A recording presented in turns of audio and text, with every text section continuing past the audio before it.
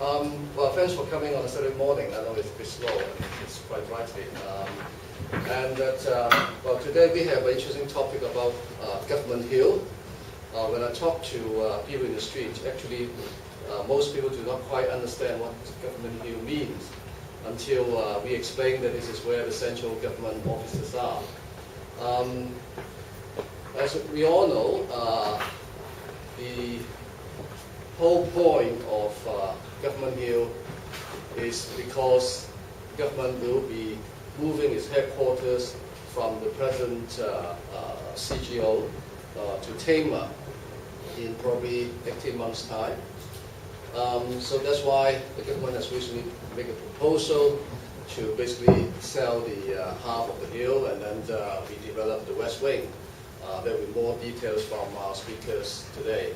Now, first of all, I would like to introduce a few of our speakers here, and that they are all experts in this subject and can give you a lot more details, and then we can go into discussions about to sell or not to sell from the government's perspective, and how to make the best use of Government Hill from the perspective of the public.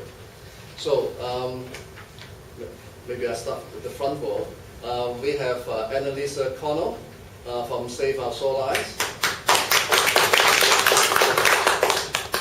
And then we have Rachel Catlin, and who is a senior ex-civil servant and also a CDI fellow. And then on this side we have Simon Chu, and Simon, as we all know, is the head of the Government Archives. And former head of Government Archives, and he's now heading up a very important movement to make sure that we do have an archives law in Hong Kong. And I'm sure he'll talk about it more later. And then we have Winston Chu.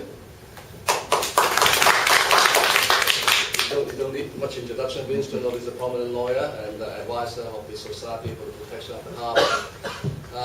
Actually, we have another speaker actually coming in a while, so I'll introduce Ken Borthwick in a while.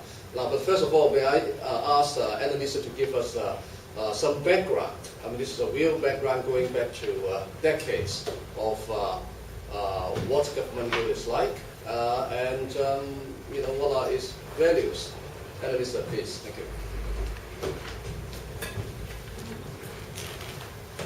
Good morning. I'm here as an amateur historian. I started looking at research on the Ice House a few months ago.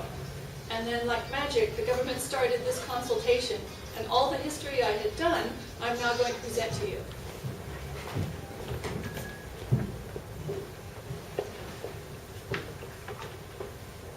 I'll come back to that one. Let's start with there's three main historical, really fun things on this site that will be destroyed if it's given to a developer. They are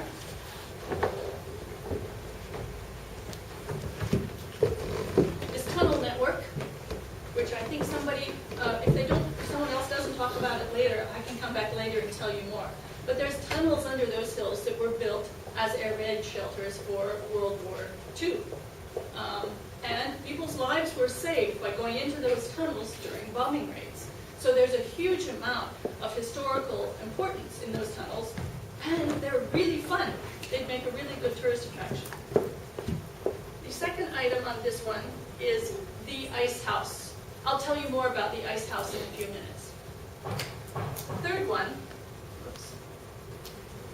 one is the Murray Battery. I placed it on top. You can see that the Murray Battery originally was where the giant cannons were. The waterfront was Queen's Road. There were no buildings on Queen's Road, and those cannon kept the pirates away. That's why Murray Battery was very important. Well, then they built buildings, and it was kind of dangerous to fire off those cannons with the buildings in the way.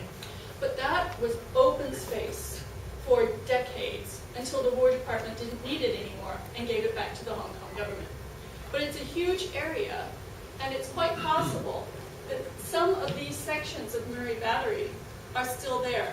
So an archaeological dig would be in order before the land is, anything's considered for that land. Now, the ice house. So, this is what it looks like today. Queens Road Central, Battery Path, Ice House Street, West Wing, and that's what it looked like in the 1880s. There's no reason it cannot be designed to look nice. No reason at all. This building was actually the second ice house. The ice depot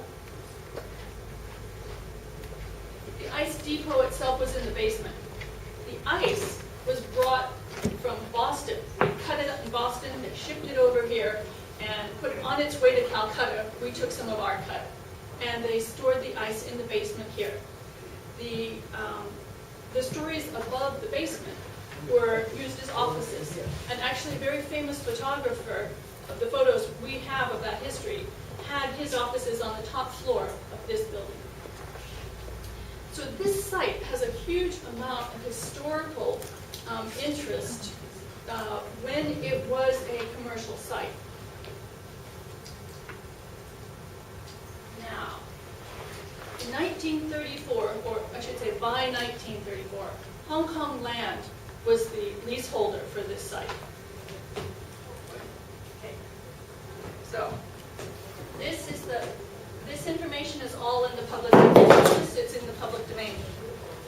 So this is the plot where the ice house stood, and here's the lease. It was a 999-year lease, very valuable. The government in the 1930s had a massive redevelopment scheme for Government Hill. They were going to sell it to developers. They were even going to take Government House and send it up to Magazine Gap and sell it as well.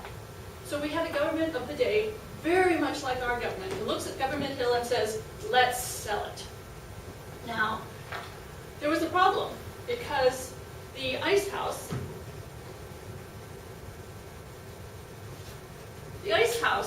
was in the way. It actually, it didn't have to be sold, but the government had a big scheme they wanted to do. So, in the Public Records Office, we have this statement. I'll give you a minute to read it.